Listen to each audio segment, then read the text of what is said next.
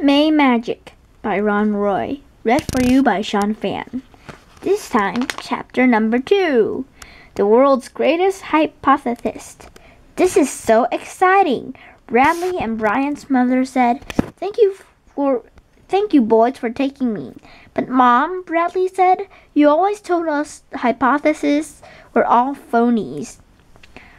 His mother pointed to a giant poster of Hypo in front of the high school. Hypo, is it? She said. He's world famous.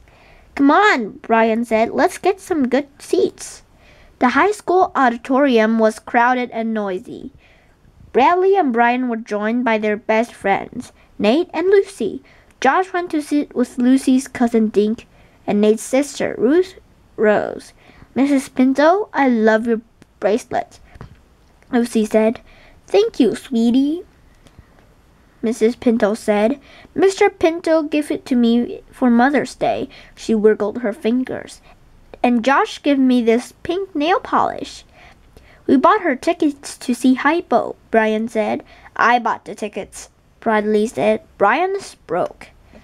A few minutes later, the lights in the auditorium dimmed.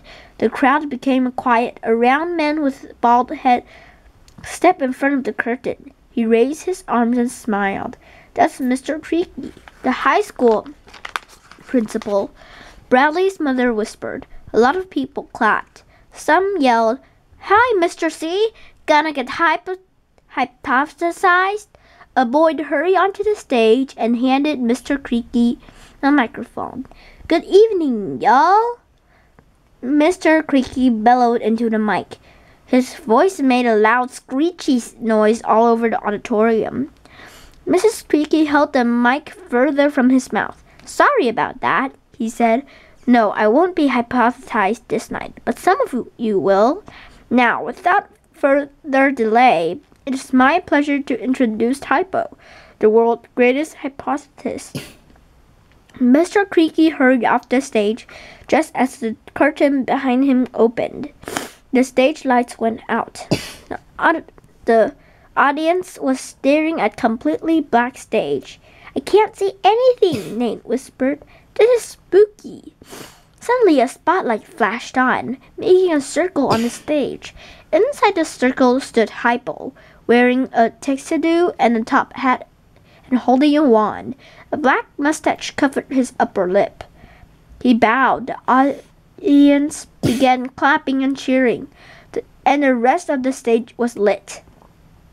Hypo was standing between a sofa and a tall booth. The booth was painted bright red, with a gold curtain across its front. A water pitcher and glasses stood on a small table next to the booth. Good evening, one and all, said Hypo. His voice was deep and smooth. It flowed over the audience like melted chocolate. I love being back in Green Lawn. I attend this high school, the hypothesis said. Yes, I graduated 7 years ago. I used to work in Sheila Hotel on weekends. I'd stop at Ellie's dinner for ice cream and on my way to work. Mom, do you know that? Bradley whispered. She nodded and smiled. Hypo stepped closer to the audience. He grinned. Now would anyone like to be hypothesized this evening? Bradley could hear some laughter coming from the front row. Then a teenager stood up. His friends shoved him toward the stage. Don't be shy, Hypo said. Hypo won't hurt you. The kids stumbled up the stairs and stood next to Hypo on the stage. Everyone clapped and whistled. What is your name, young man? Hypo asked the nervous boy. Hello, Chad. The boy stuttered. Hello, Chad, Hypo said. Why do you want me to hypothesize you? Chad grinned. My friend stared at me, he said. I don't want to be a chicken. Hypo stared at Chad.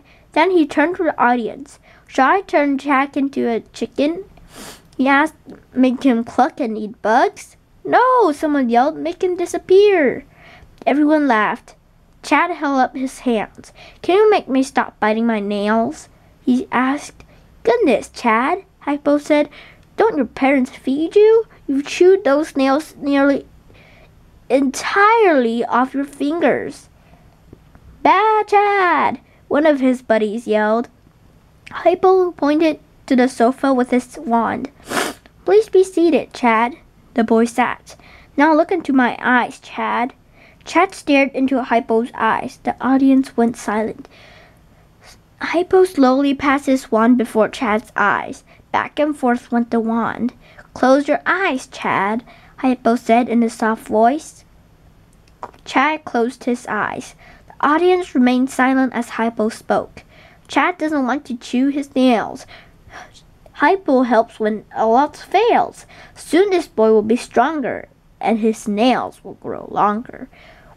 When you open your eyes, your problem will be solved, Hypo said. You'll never chew your nails again. Open your eyes, Chad. Chad opened his eyes. He blinked and grinned. Now, Chad, I want you to bite your nails, Hypo said. Do it, Chad. Chew those fingernails. Yum, yum. Fingernails are delicious. Chad moved one hand toward his mouth. Then he stopped it. I can't do it, he said. Hypo pulled a wallet from his pocket. Chad, I'll give you $20 if you chew your nails. Again, Chad tried, but he could not chew his nails. He grinned at Hypo. You're good, dude, he said. Hypo turned to the audience. Chad is cured, he cried. The audience cheered as Chad left the stage to join his friends. That was so cool, Brian said. He nudged Bradley. Hey, Mom, why don't you get hypnotized? 3. Mom is Ducky.